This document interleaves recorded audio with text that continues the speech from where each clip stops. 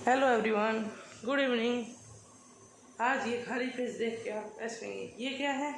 तो आज हम डिस्कस करेंगे कुछ प्रॉब्लम्स, न्यूमेरिकल प्रॉब्लम्स, और जो मेरे को पर्सनली या व्हाट्सएप पे जो ये कहा गया था कि सर इसका सॉल्यूशन क्या होगा या फिर ये कैसे होता है, उसके बारे में डिस्कस करेंगे। ठीक है, तो देखिए फर्स्ट क्वेश्चन में से पूछा गया था कि रिफ्रैक्शन ऑफ लाइट में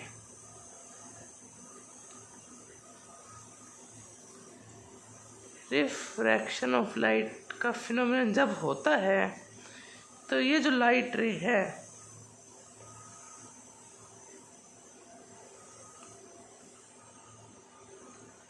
ये towards the normal, away from the normal, या फिर इस केस में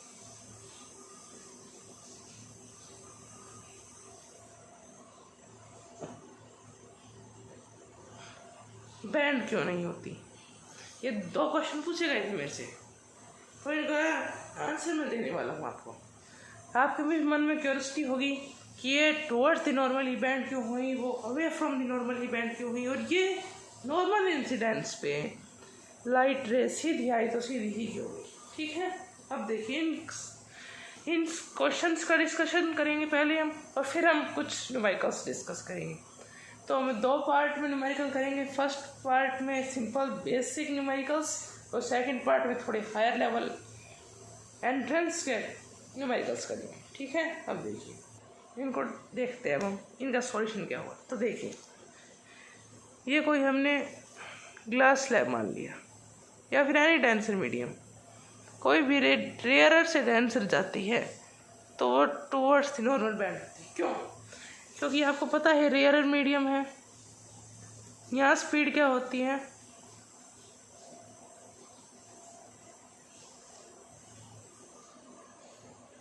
ग्रेटर देन डेंसर, और यहाँ स्पीड क्या होती है, लेसर।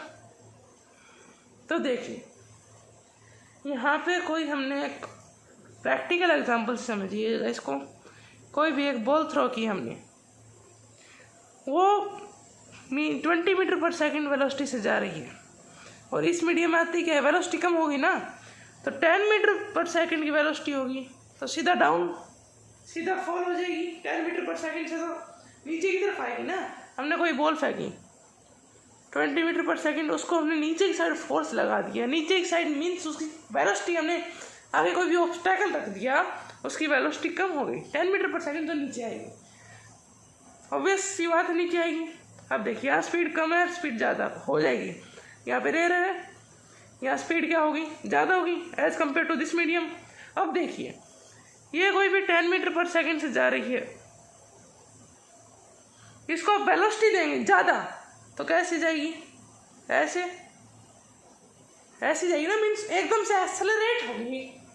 वो चीज़ एकदम से एक्सेलरेट होगी तो ऊपर की साइड जाएगी, means away from the normal. ठीक है, तो ये था फर्स्ट क्वेश्चन का आंसर।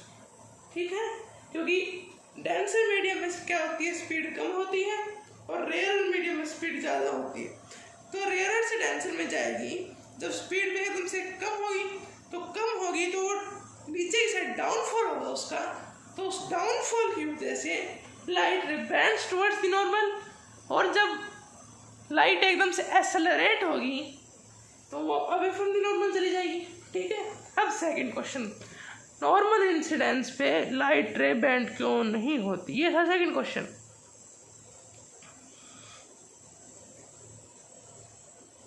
ये तो देखिए आपने स्नेल्स लॉ पढ़ा था, स्नेल्स लॉ क्या था, μ2/μ1, इसका रिफ्रैक्टिव इंडेक्स μ1 मान लेते हैं, μ2 मान लेते हैं, is equals to sin i by sin r। ठीक है, तो यहाँ एक नॉर्मल ड्रॉ करेंगे sin i और sin r के लिए। देखिए यहाँ एक नॉर्मल ड्रॉ कर दी, ये बिल्कुल इसके ऊपर, ये मैं थोड़ी साइड में दिखा रहा हूँ। तो नॉर्मल और इनके बीच में एंगल क्या होगा, एंगल ऑफ इंसिडेंस क्या होगा, आई। ठीक है, तो यहाँ से क्या लिख सकते हैं हम इस इक्वेशन से, μ2 times sin r is equals to μ1 time sine i, ये हो जाएगा। μ1 μ2 कुछ भी हो, साइन आई क्या है 0, तो क्या हो जाएगा μ2 sine r is equals to μ1 sine 0। Sine 0 क्या होता है 0, μ2 sine r is equals to 0। यहाँ से क्या आ जाएगा sine r is equal to 0। यहाँ से आर की वैल्यू क्या आएगी, या तो 0 आएगी या 180 डिग्री आएगी। दो केसेस आ सकते हैं। तो मैंने आपको चैप्टर के स्टार्टिंग में बताया था कि साइमल्टेनियसली 3 फिनोमिनन्स अकर, फिर वही बात रिपीट कर रहा हूँ। रिफ्रैक्शन भी होगा, इस मीडियम में जाएगी, रिफ्लेक्ट भी होगी। रिफ्लेक्ट होगी तो 180 डिग्री, रिफ्रैक्ट होगी तो 90 डिग्री, ठीक है, sorry 0 degree, 90 degree in 0 degree. हो गया। आई होप आपको ये क्वेश्चन क्लियर हो गया हो कि नॉर्मल इंसिडेंस में लाइट रिपेंड क्यों नहीं होती और रेयर से मीडियम में, डेंस से मीडियम में जाते हुए towards the normal and denser से रेयर में जाते हुए अवे फ्रॉम द नॉर्मल क्यों बेंड होती। ठीक है, अब हम कुछ न्यूमेरिकल्स डिस्कस करेंगे। हम फर्स्टली थर्ड क्वेश्चन डिस्कस करेंगे। दिस क्वेश्चन क्या है, a point object is held between 2 plane mirrors. कहाँ पे है, 2 प्लेन मिरर्स के बीच में है, inclined at 45 degree. What is the number of images. Starting मैंने आपको यही टॉपिक बताया था, number of images found by 2 mirrors inclined at an angle theta. तो यहाँ पे क्या है, इंक्लाइंड एट 45 डिग्री। तो देखिए इसका सॉल्यूशन, 2 मिरर्स थे इंक्लाइंड एट 45 डिग्री, यहाँ पे कोई ऑब्जेक्ट है, तो इसकी कितनी इमेजेस दिखाई देंगी। तो हमने क्या फॉर्मूला पढ़ा था, n is equals to 180 by theta. Theta क्या है यहाँ पे 45, तो 9 5 जा 20। हमने क्या पढ़ा था 360 बाई थीटा, 360 बाई थीटा। तो यहाँ 360 बाई थीटा आएगा 40 हो गया 8। देखिए n is equals to 360 by theta, theta क्या है 45 डिग्री, 9 से कैंसिल आउट 5 40 क्या गया 8। अगर images, number of images formed even हो तो क्या फॉर्मूला हो जाता है, n is equals to 360 by theta -1। तो यहाँ से -1 करके क्या आ जाएगा 7। तो 7 इमेजेस फॉर्म, कितनी इमेजेस फॉर्म होंगी 7 इमेजेस। ठीक है, अब हम नेक्स्ट कॉन्सेप्ट बेस्ड क्वेश्चन करते हैं, रिफ्लेक्शन बेस्ड। ठीक है, तो हम 7th क्वेश्चन डिस्कस करेंगे। An object of size 10 centimetre, कितना साइज है 10 centimetre, is placed at A distance of 50 centimetre from A concave mirror. तो यू की वैल्यू क्या हो जाएगी 50 सेंटीमीटर और फोकल लेंथ, कनकेव मिरर की फोकल लेंथ दे रखी 15 सेंटीमीटर। तो देखिए क्या था, कनकेव लेंस था ना, सॉरी कनकेव मिरर था। यहाँ फोकस मान लिया, सेंटर मान लिया। इसकी फोकल लेंथ कितनी दे रखी थी, देखिए 7th question, focal length 15 centimetre और यू की वैल्यू 15 सेंटीमीटर, तो ये 30 हो जाएगा। मीन्स कोई ऑब्जेक्ट हमने यहाँ पुट किया है, तो ये u की वैल्यू कितनी है -50 centimetre according to sign convention. f की वैल्यू -15 सेंटीमीटर। क्या निकालना है हमें, v की वैल्यू, मिरर फॉर्मूला यूज़ कर दीजिए। देखिए 1/v प्लस 1/u किसकी इक्वल होता है 1/f के। तो ऐसे क्या निकालना 1/v 1/f माइनस 1/u। तो यहाँ से v की वैल्यू क्या आ गई FU/u माइनस f। ये पुट कर दीजिए u और f की value is equals to f की value -15 into -15 divided by -50 plus 15। v की वैल्यू क्या हो जाएगी 15 5 75 डिवाइडेड बाई माइनस ऑफ 35। 5 से कैंसिल आउट कीजिए, 5 7 जा 1 0, तो क्या आएगा -150/7 centimetre. Negative sign means V negative, means हम डिस्टेंस ऐसे मेजर करेंगे तो हम मैग्नीफिकेशन निकालते हैं, M = -V/U, माइनस U भी नेगेटिव और V भी नेगेटिव और U भी नेगेटिव, नेगेटिव से नेगेटिव कैंसिल, M क्या आ गया नेगेटिव, मीन्स इमेज कैसी होगी, image is real and inverted. ये क्या गया नेचर ऑफ इमेज, और क्या निकालना था हमें, height of image formed, height of object का देखा था मैं HO 10 centimetre, height of object था 10 सेंटीमीटर। M किसके इक्वल होता है S2/H1 के, मीन्स HI/HO लिख सकते हैं आप इसको, -V/U। तो देखिए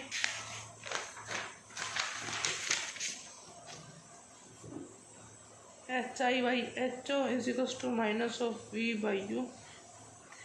HI निकालना है हमें, HO क्या है 10 सेंटीमीटर, V क्या आया था हमारा -150/7, ये रहा,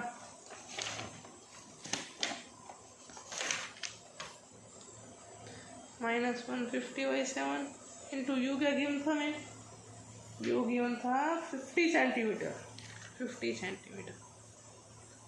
3, HI क्या आ जाएगा -30/7, HI क्या आ जाएगा -4.1 सेंटीमीटर,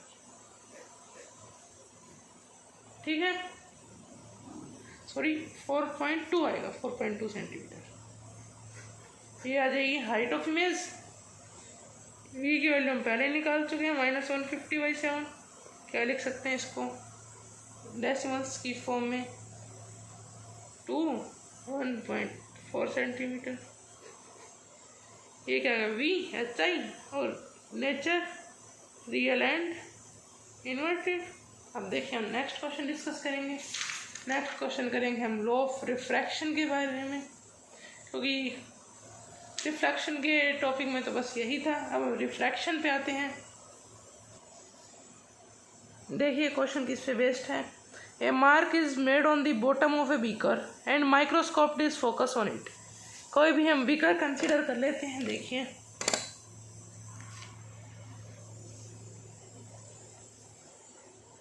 यहाँ पे एक मार्क लगा दिया है, उसको माइक्रोस्कोप से देख रहे हैं। The microscope is raise through 1.5 centimetre.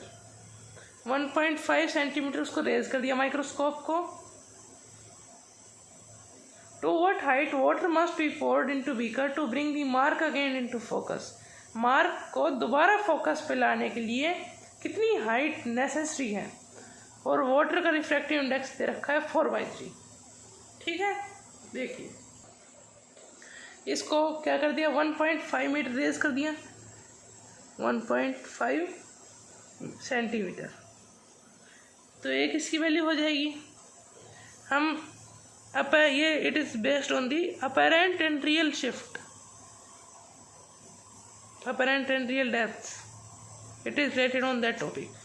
तो यहाँ हमने एक फॉर्मूला पढ़ा था, D = T × 1 - 1/μ। या म्यू क्या दे रखा है हमें, रिफ्रैक्टिव इंडेक्स ऑफ वाटर 4/3। ये क्या होती है, थिकनेस, इसकी थिकनेस, यही होता है ना थिकनेस। तो यहाँ से हम थिकनेस की वैल्यू निकाल लेंगे। तो D की वैल्यू दे रखी है हमें 1.5। 1.5 = T × 1 - 1/4/3। 1.5 = T × 1 -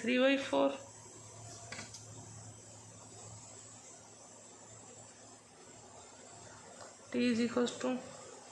T क्या निकाल रहे हैं हम, यहाँ पे T क्या निकाल रहे हैं, जिस लेवल तक वाटर को पोर किया जा सके। वाटर को पोर किया जा सके मतलब हम इसको D मान सकते हैं ना, तो थिकनेस निकाल लेते हैं इस हिसाब से। T = 1.5 = T × 3/4। यहाँ से 4 LCM, 4 - 3 1/4। टी क्या आ जाएगा 1.5 इंटू 4, टी क्या आ जाएगा 6 सेंटीमीटर। तो 6 सेंटीमीटर तक वाटर को पोर किया जाना चाहिए ताकि हमें माइक्रोस्कोप को 1.5 मीटर रेज करने के बाद रियल फोकस, जो स्टार्टिंग में जो फोकस था, वो हमें मिल सके। ठीक है, अब देखिए नेक्स्ट न्यूमेरिकल करते हैं हम TIR पे बेस्ड। TIR पे बेस्ड न्यूमेरिकल पूछे जा सकते हैं बोर्ड एग्ज़ाम्स में, तो आपको मैं बोर्ड एग्ज़ाम का ही न्यूमेरिकल करा देता हूँ। देखिए 18th न्यूमेरिकल करेंगे हम। क्या, एक small bulb assumed to be point source is placed at the bottom of a tank। कहाँ रख दिया उसको? टैंक के बॉटम में। देखिए ये कोई भी एक टैंक मान लिया, इसके बॉटम में हमने किसी एक बल्ब को रख दिया। ऑफ डेप्थ 80 सेंटीमीटर, डेप्थ दे रखी है 80 सेंटीमीटर। 80 सेंटीमीटर क्या है depth. Find out the area of the surface of water through which light from the bulb can immerse. वो एरिया निकालना है जहाँ से बल्ब की लाइट इमर्स हो सके। और रिफ्रैक्टिव इंडेक्स ऑफ वाटर 4/3 है। रिफ्रैक्टिव इंडेक्स ऑफ वाटर 4/3 है। डेप्थ दे रखी है 80 सेंटीमीटर और वो एरिया निकालना है जहाँ से इसकी लाइट रेज इमर्ज हो सकती है। ठीक है, तो अब हम इसकी प्रॉपर डायग्राम ड्रॉ करते हैं। देखिए हमने ये ले लिया सरफेस ऑफ वाटर, यहाँ को एक बल्ब प्लेस कर दिया। तो उसका एरिया निकालने के लिए हम क्रिटिकल एंगल पे कॉन्सेप्ट पे जाएंगे। तो राइट में रे कहाँ तक जाएंगी? इसके क्रिटिकल एंगल तक। इट इज़ क्रिटिकल एंगल, सी मान सकते हैं, तो ये भी सी हो जाएगा। और डेप्थ क्या दे रखी थी? डेप्थ 80 सेंटीमीटर, तो इसको एच मान लेते हैं। H = 80 centimetre. तो इसका कुछ फेयर डायग्राम ड्रॉ करते हैं एक बार।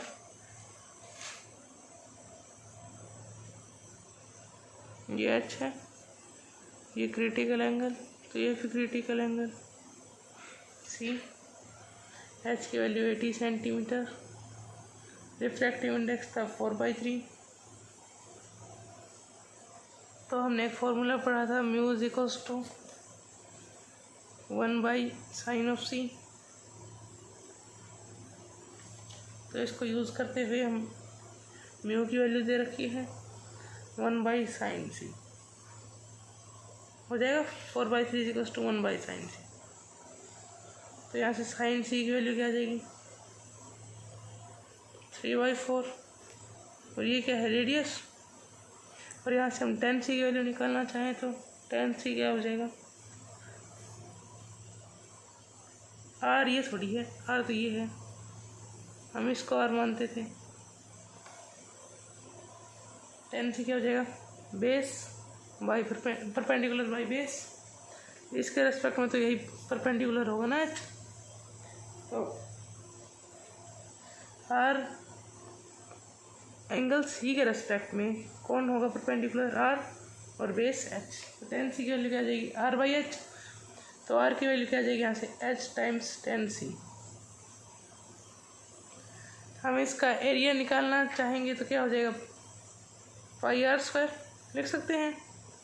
पाई टाइम्स h tan(c) का होल स्क्वायर, पाई h² tan²c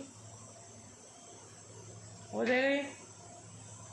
तो क्या हो जाएगा? पाई h² sin²c/cos²c लिख सकते हैं।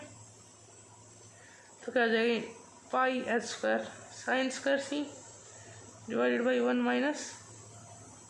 - cos²c हो जाएगा ये 1 - cos² नहीं आएगा, 1 - sin²c। तो यहाँ से sin(c) की वैल्यू क्या थी? 3/4। तो पुट कर दीजिए पाई h² 3/4 होल स्क्वायर 1 - 3/4 स्क्वायर। h की वैल्यू थी 80, पाई की वैल्यू पुट कर दीजिए 22/7 × 6400 × 9 × 16 / 1 - 9/16। तो इसको 7/60 लिख देंगे। क्या हो जाएगा 22 into 9 into 6400 divided by 7 into 16 divided by 7 divided by 16 16 cancel out 22 into 9 into 6400 divided by 49 ये आंसर आएगा। आप इसको सॉल्व करेंगे तो क्या वैल्यू मिलेगी आपको 2583.7 सेंटीमीटर स्क्वायर। ये होगा रिक्वायर्ड एरिया। ठीक है, एक न्यूमेरिकल कर लेते हैं। Light incident normally on a plane mirror attached to a galvanometer coil retraces backward as shown in figure 9.75। देखिए ये कोई भी मान ली लाइट इंसिडेंट नॉर्मली, ये है प्लेन मिरर, यहाँ लाइट इंसिडेंट करती है, ये है mirror M1 it is plane mirror, और यहाँ से कोई लाइट रे आती है, ये लाइट रे आई। यहाँ पे क्या क्वेश्चन दे रखा है, light incident normally on a plane mirror attached to galvanometer coil retraces back a current in the coil produce a deflection of 3.5 degree in the mirror. Mirror कितने डिग्री से रोटेट होता है, ये मिरर का rotation है 3.5 degree. What is the displacement of the reflected spot on a screen placed 1.5 metre away. यहाँ कोई एक ये रिफ्लेक्टेड स्पॉट है, इसमें इसकी डिस्प्लेसमेंट में क्या हमें इफेक्ट दिखाई देगा वो हमें डिस्कस करना है। तो देखिए क्वेश्चन हो गया, एक बार दोबारा देख लीजिए। Light incident normally on a plane mirror, plane mirror पे कोई नॉर्मली एक लाइट इंसिडेंट करती है, attach to a galvanometer coil, किससे अटैच है गैल्वेनोमीटर कॉइल से, रिट्रेसेस बैक वापस चली जाती है क्योंकि नॉर्मल इंसिडेंस है। A current in the coil produces a deflection of 3.5 degree, current है गैल्वेनोमीटर कॉइल में कितना डिफ्लेक्शन दिखाता है 3.5 degree in the mirror. What is the displacement of the reflected spot of light, reflected spot light के reflected spot पे क्या displacement होगा on a screen placed 1.5 metre away.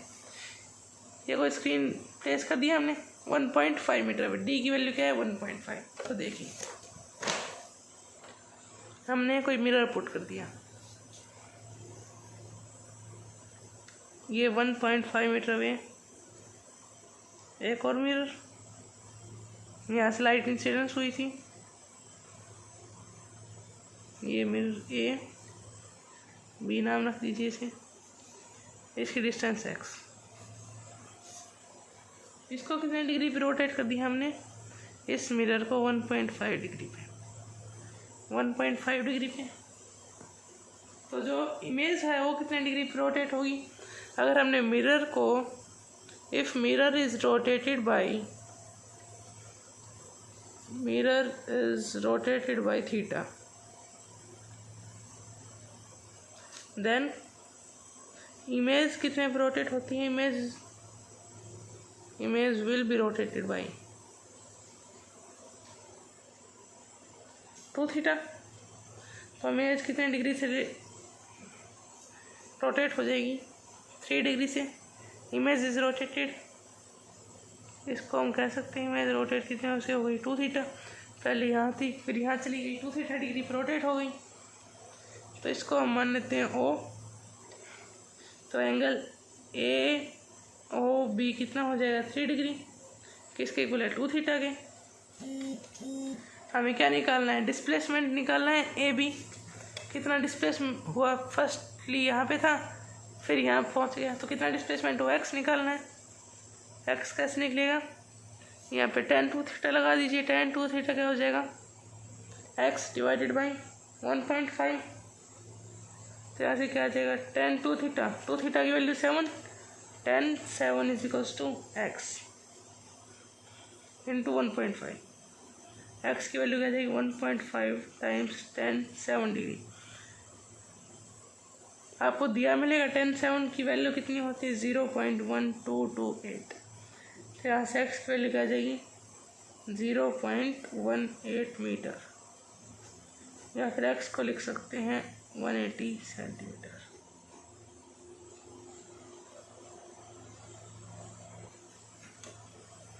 ये हो जाएगा 1.5 times 10⁷ equals to x, x equals to 1.5 times 10⁷, तो यह जाएगा, तो एक्स आ जाएगा 0.18 मीटर, क्या हो जाएगा, x equals to 18 centimetre. 18 centimetre पे ये पॉइंट डिस्प्लेस हो जाएगा। ठीक है, तो आज हमने बेसिक न्यूमेरिकल्स डिस्कस कर ली। कल हम एंट्रेंस कॉम्पिटिटिव पार्ट डिस्कस करेंगे। थैंक्स। अगर आपको वीडियो अच्छी लगी हो, न्यूमेरिकल अच्छे से समझ में आए हो, तो प्लीज़ वीडियो को लाइक करें, ज़्यादा से ज़्यादा शेयर करें और न्यूमेरिकल्स की ज़्यादा से ज़्यादा प्रैक्टिस करें।